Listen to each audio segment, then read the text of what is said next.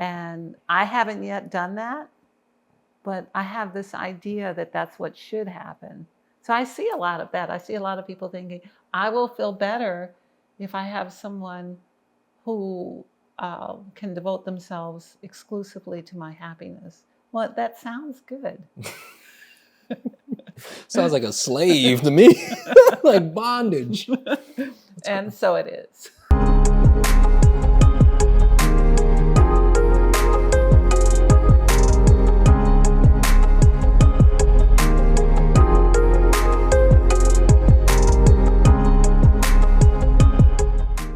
Time because unfortunately because of social media now anything that you do you can form an identity around it, and then it can be like your identity in terms of like your source of like how you view yourself in the world.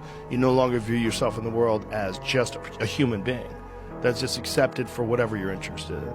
Now you're in like a very specific category or group. Welcome to Call for the Truth. I am LaOta of the Sun, and today Tarvars of the Sun is here with us, and we will be talking about relationships. But first, Tarvars, will you bring in the call for the truth? Most certainly. I invite you all who are listening, tuning in, chime in on this call for truth. Should we call for the frequency of truth to come forth? Should we call to see the truth in all that we see? Should we call to hear the truth in all that we hear? Should we call to speak the truth? Calling for the courage to speak the truth. Shall we have nothing less than the truth within our experience?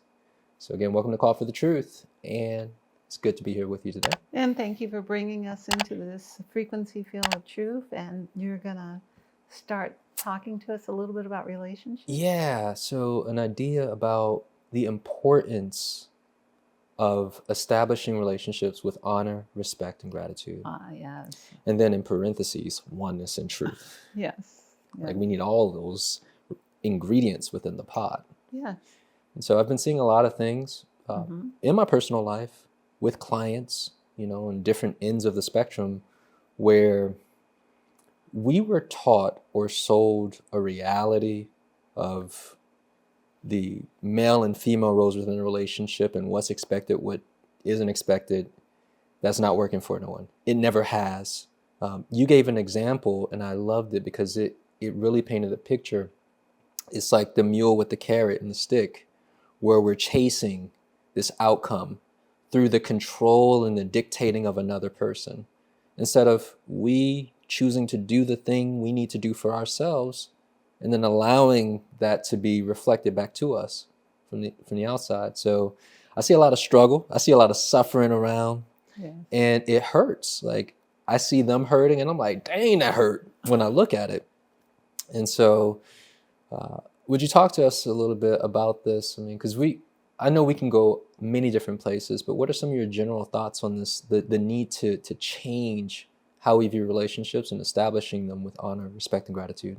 One of the things that I see a lot right now in my own experience with my own clients is this desire to make yourself feel better by bringing someone else in who does all the heavy lifting.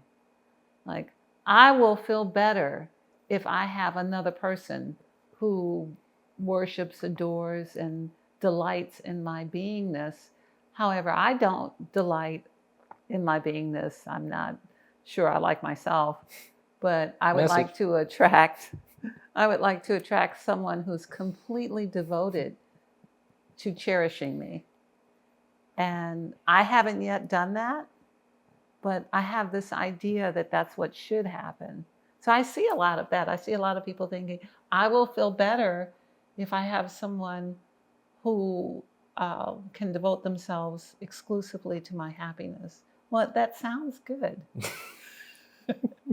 Sounds like a slave to me, like bondage. And so it is. And so in fact, that is, and it's a idea that excludes the other person's needs. Yes. It excludes the fact that the other person that you would attract would be a frequency match for who you are. It ignores the idea that you get what you are.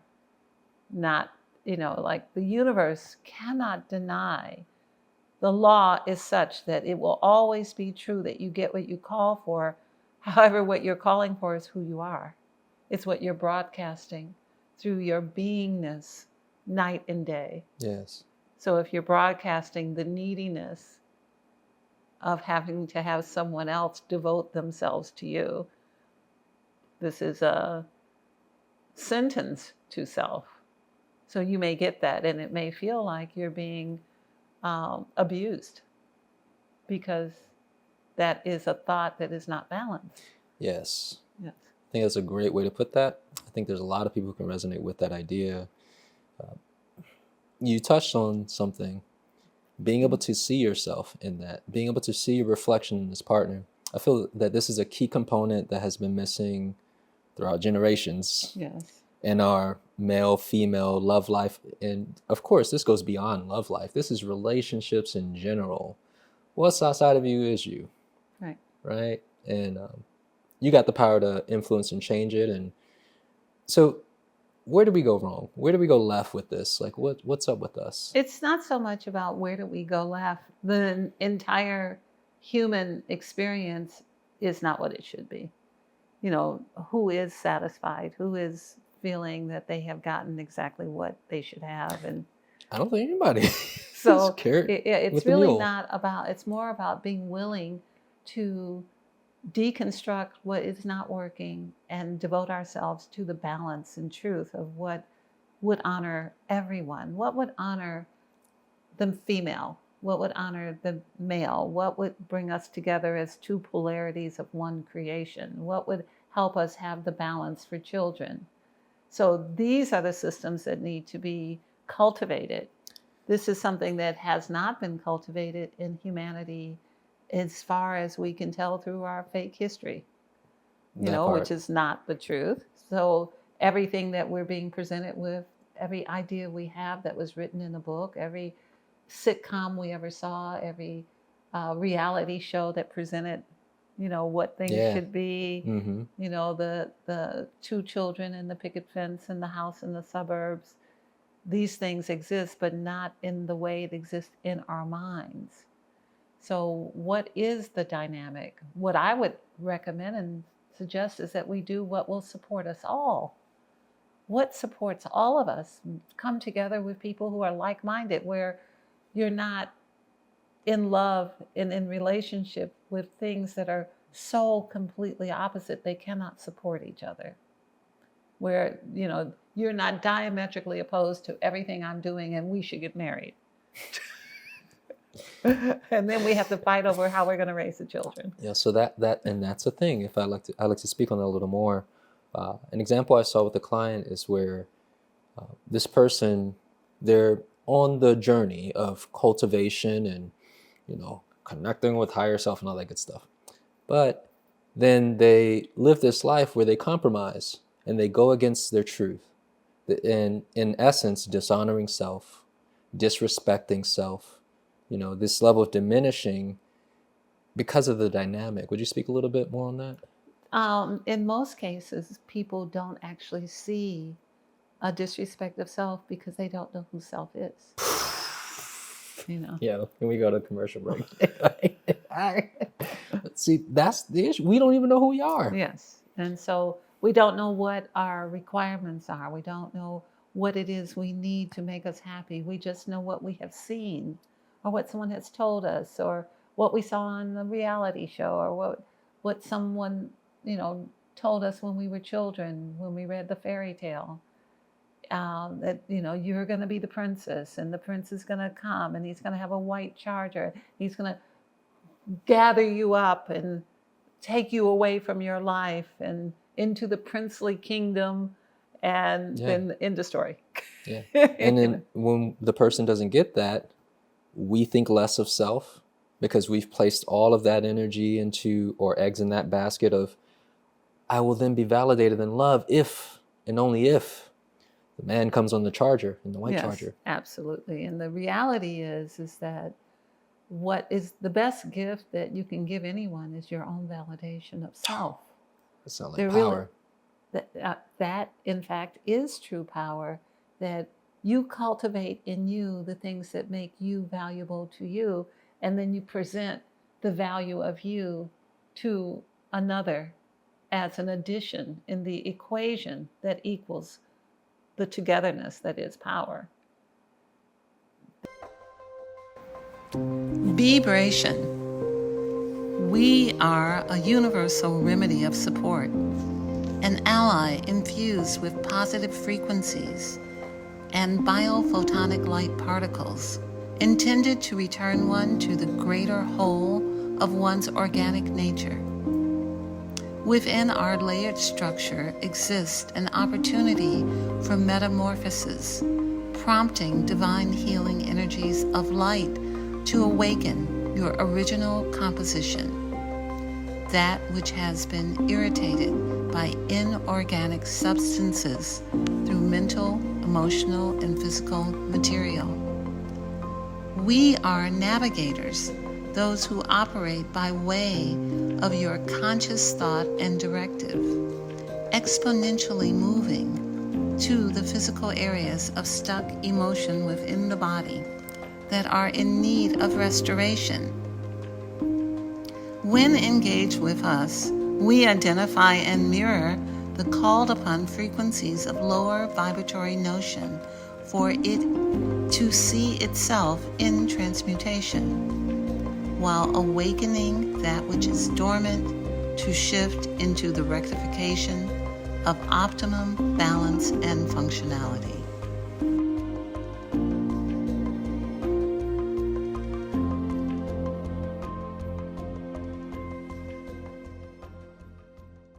This may require re-education.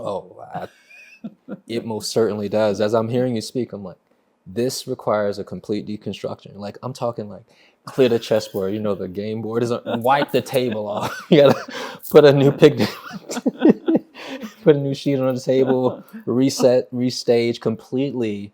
Because like you said, all the examples that we've been presented with are false. They're not in truth, but they're also glorified in a sense where we're tricked to that's what you should be going towards in your relationships, whether it's love life or, you know, your other relationships. I think one of the things that's very important, I've been working with clients a lot on what they identify with, and I found that many people identify with money as if it were a limb, as if it were their arm or their fingers or an extension of them.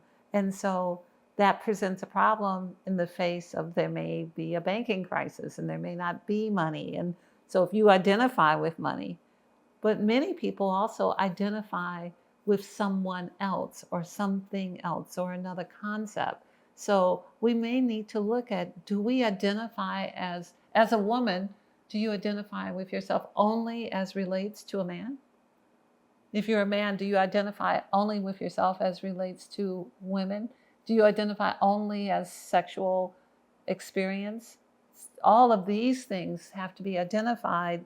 If a person is saying, I am currently single and I want to be in a relationship, I would say, find out what you identify with. I'm asking my clients, what do you most identify with? Do you identify with your position in life through your economic status?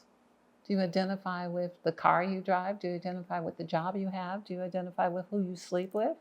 Do you identify with your parents? Do you identify with your religion? Let's find where we find our identity.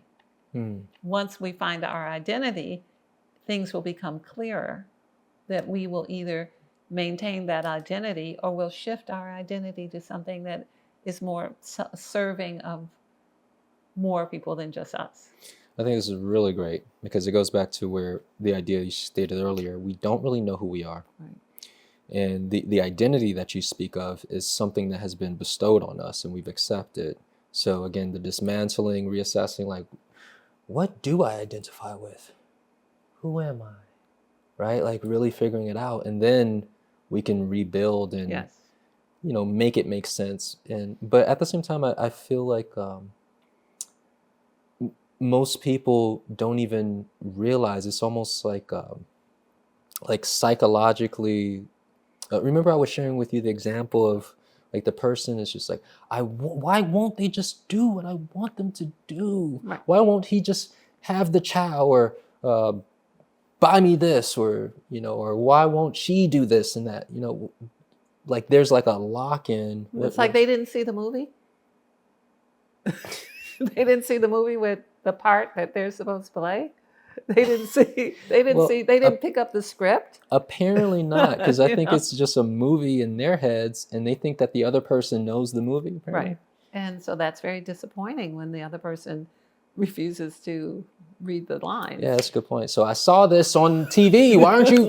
You're missing your cue. Yes. So Take two. So there's that, and then there's the situation with my youngest son who calls me, who's 25, and says, "Mom, women have to stop calling me up wanting me to validate them." So you've chosen a path. You've chosen whatever path you're going to be on. Now you found someone who reflects that and is willing to enter, but you slide off your path every now and then because your circumstance doesn't reinforce it. So you're like, you call somebody up, "Hi, do you still think I'm cute?" And, you know, my son's on the other end of that, and he's like, "You need to do that before you call me.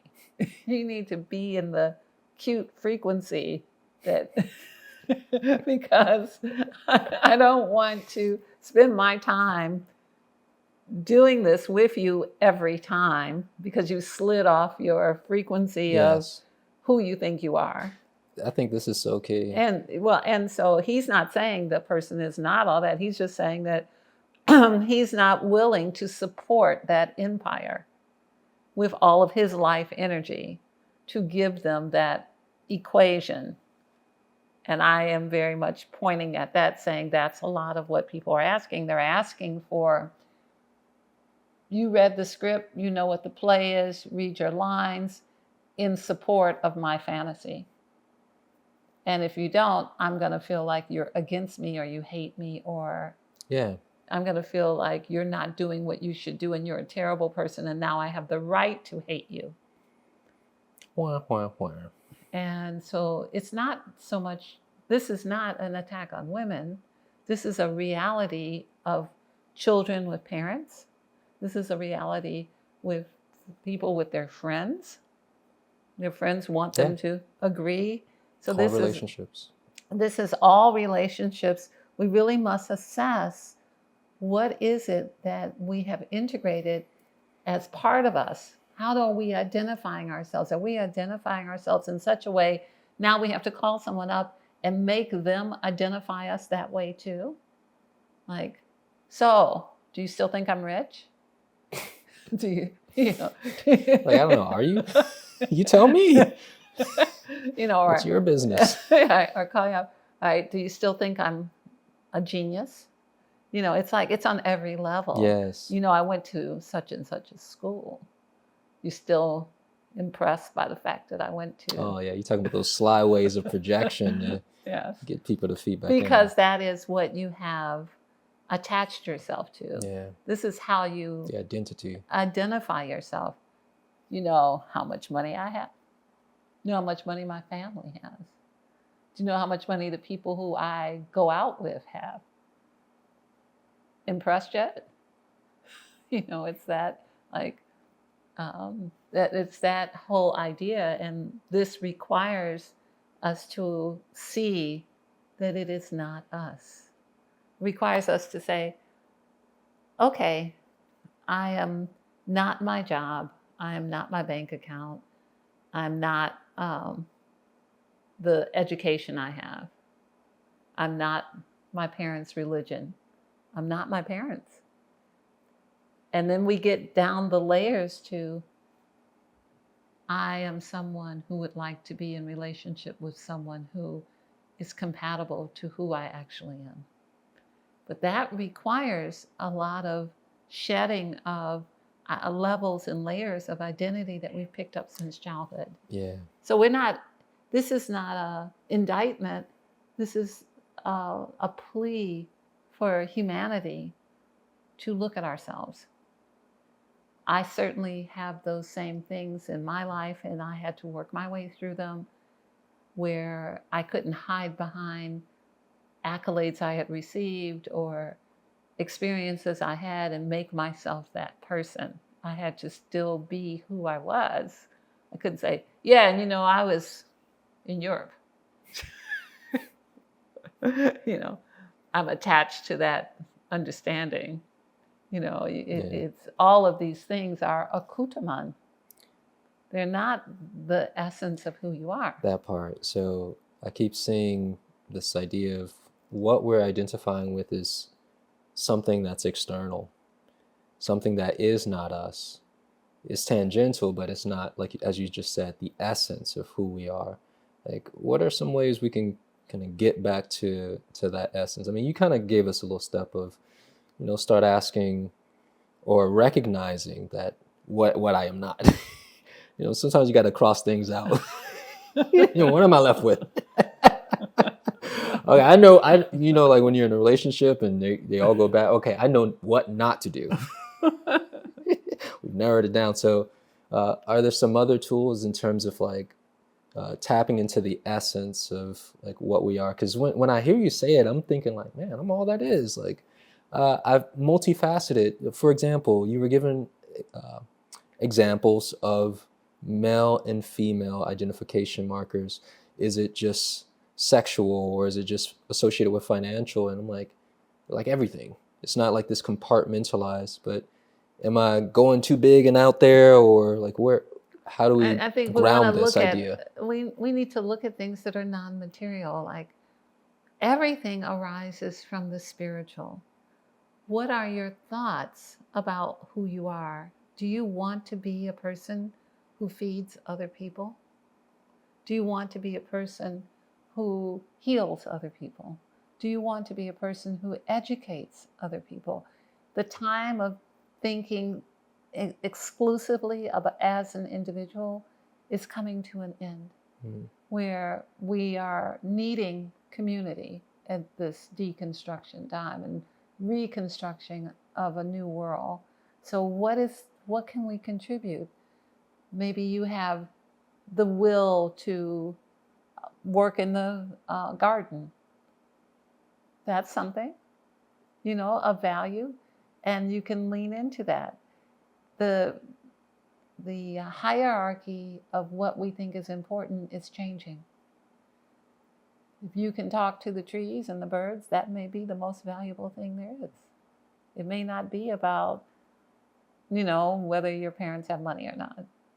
Yeah. The idea of the willingness to take care of the children and be willing to teach the babies, or be willing to take care of them and make sure they're safe, or the willingness to fight for your community. These are real essence that we can find in our meditations deeply within us. Like, what arises in you that gives you power? Is it this willingness to teach, this willingness to be, this willingness to heal, this willingness to feed? What contribution do you bring to an individual relationship, or to the relationship with a community where you may be loved and exalted and appreciated in that relationship? All relationships are not the same. What is important is that we be in committed relationships.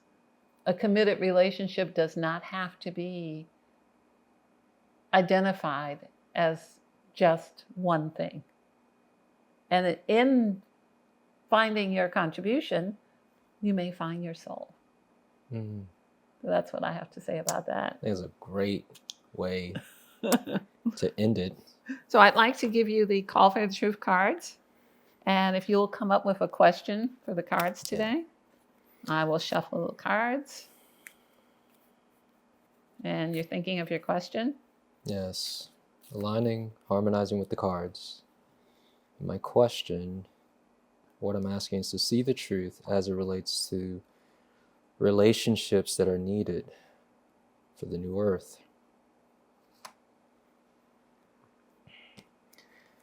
Illumination is the card, crown chakra. When you start defending a particular aspect of yourself that needs to be transmuted, that defense will stop you from your evolution. Merely trying to justify yourself is a problematic pattern. This makes me think about how, again, relationships, they have to evolve, plain and simple. Trying to justify why they need to do what we want them to do when we want them to do it is futile, because they're going to do what they want to do. Would you read it again? I think it's amazing. Illumination. When you start defending a particular aspect of yourself that needs to be transmuted, that defense will stop you from your evolution. Merely trying to justify yourself is a problematic pattern. It fits every category. Some things have come to the end, and it's time to transmute them and elevate ourselves above it, to rethink ourselves. Yeah, and that's crown chakra up. We need the divine inspiration, new ideas. Rethink ourselves as male, as the divine feminine, as the divine masculine, as the humanity as a whole, as communities, as families, as parents, as grandparents. This is a huge opportunity to redefine ourselves. Yes, it's beautiful Yes. that we have an opportunity as such. It is. Thank you so much for joining us. We hope you'll come and see us again with the call for the truth. We leave you with honor, respect, and gratitude in LaOta and Veritas.